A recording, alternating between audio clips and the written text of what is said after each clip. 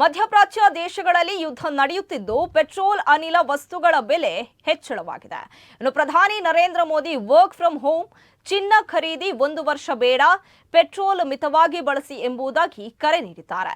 ಕರೆ ನೀಡಿದ ಬೆನ್ನಲ್ಲೇ ಶುಕ್ರವಾರದಿಂದ ಪೆಟ್ರೋಲ್ ಮತ್ತು ಡೀಸೆಲ್ ಬೆಲೆ ₹3 ಏರಿಕೆ ಮಾಡಲಾಗಿದೆ. ಈ ಬಗ್ಗೆ ಮಂಗಳೂರು ನಾಗರಿಕರು ಏನು ಹೇಳಿದ್ದಾರೆ ನೋಡಿ. ಇವತ್ತಿಂದ ಪೆಟ್ರೋಲ್ಗೆ ಪುನಃ ₹3 ಜಾಸ್ತಿ ಆಗಿದೆ. ಈಗ ಭಾರಿ ಕಷ್ಟ ಆಗ್ತದೆ ನಮಗೆ.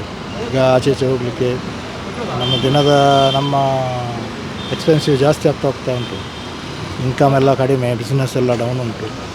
ಅಭಿಪ್ರಾಯ ಅಂದರೆ ನಮ್ಮ ದೇಶಗೋಸ್ಕರ ಮಾಡುವಾಗ ನಾವು ಎಲ್ಲದಕ್ಕೆ ಸಹಕಾರ ಮಾಡಲೇಬೇಕಾಗ್ತದೆ. ಯಾಕಂದರೆ ವರ್ಲ್ಡಲ್ಲಿ ಎಲ್ಲ ಕಡೆ ಸಹ ನಡೀತಾ ಇರೋ ಯುದ್ಧದ ಪರಿಸ್ಥಿತಿಯಲ್ಲಿ ಇಲ್ಲಿ ₹3 ಏರಿಸಿದ್ದು ದೊಡ್ಡ ಸಂಗತಿ ಅಂತ ಕಾಣೋದಿಲ್ಲ.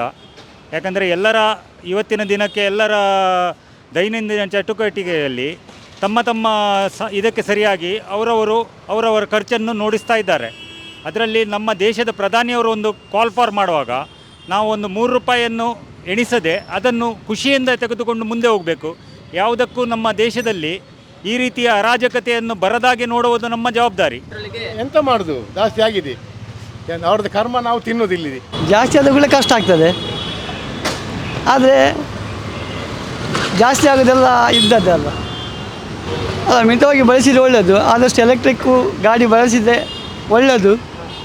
ಆದರೆ ಎಲೆಕ್ಟ್ರಿಕ್ ಗಾಡಿ ಚಾರ್ಜಿಂಗೋಸ್ಕರ ಈಗ ಎಲ್ಲ ತೊಗೊಳ್ತಾ ಇಲ್ಲ. ಚಾರ್ಜಿಂಗ್ ಫಾಸ್ಟ್ ಆದರೆ ಸಾಧಾರಣ ಎಲ್ಲ ಸಹ ತೊಗೊಳ್ಳುವರು. ಇದನ್ನು ಗಲಾಟೆಯಿಂದಾಗಿ ಡೀಸೆಲು ಪೆಟ್ರೋಲ್ ಪ್ರತಿಯೊಂದು ರೇಟ್ ಜಾಸ್ತಿ ಆಗ್ತಾ ಉಂಟು. ಹಾಗಾಗಿ ನಾವು ಗಾಡಿ ಇಟ್ಟ ಮೇಲೆ ಬಿಡೋಕ್ಕೂ ಆಗಲ್ಲ. ಹಾಕಲೇಬೇಕಲ್ವ. ಎಂತ ಮಾಡೋದು ಸರ್? ಮತ್ತು ಈಗ ನಾವು ಹಾಗೆ ಮಾಡಿದ್ದಲ್ಲ, ಮೇಲಿನವ್ರನ್ನ ಇದು ಸಮಸ್ಯೆ ಅಲ್ಲ. ಹಾಗಾಗಿ ನಾವು ಹಾಕಲೇಬೇಕಾಗುತ್ತೆ. ಇಲ್ಲ ಅಂತಂದರೆ ಬಸ್ಸಲ್ಲಿ ತಿರುಗಾಡೋಕ್ಕಾಗಲ್ಲ ಗಡಿ. ಇಡೀ ಪ್ರಪಂಚಕ್ಕೆ ಆಗಿದೆ ರೀ ಅದು ಗೌರ್ಮೆಂಟ್ದೇನು ತಪ್ಪಿಲ್ಲ. ಪೆಟ್ರೋಲ್ 99% ಬರೋದು ಹೊರಗಡೆಯಿಂದ. ಈ ವೆಸ್ಟ್ ಏಷ್ಯಾ ಕ್ರೈಸಿಸ್ಗೆ ಇದಾಗಿದೆ, ಏನೂ ಮಾಡೋಕ್ಕಾಗಲ್ಲ. ಇದನ್ನೆಲ್ಲ ಅನುಭವಿಸ್ಬೇಕಷ್ಟೇ. ಯಾರನ್ನೇನು ಬ್ಲೇಮ್ ಮಾಡಿ ಏನೂ ಉಪಯೋಗ ಇಲ್ಲ.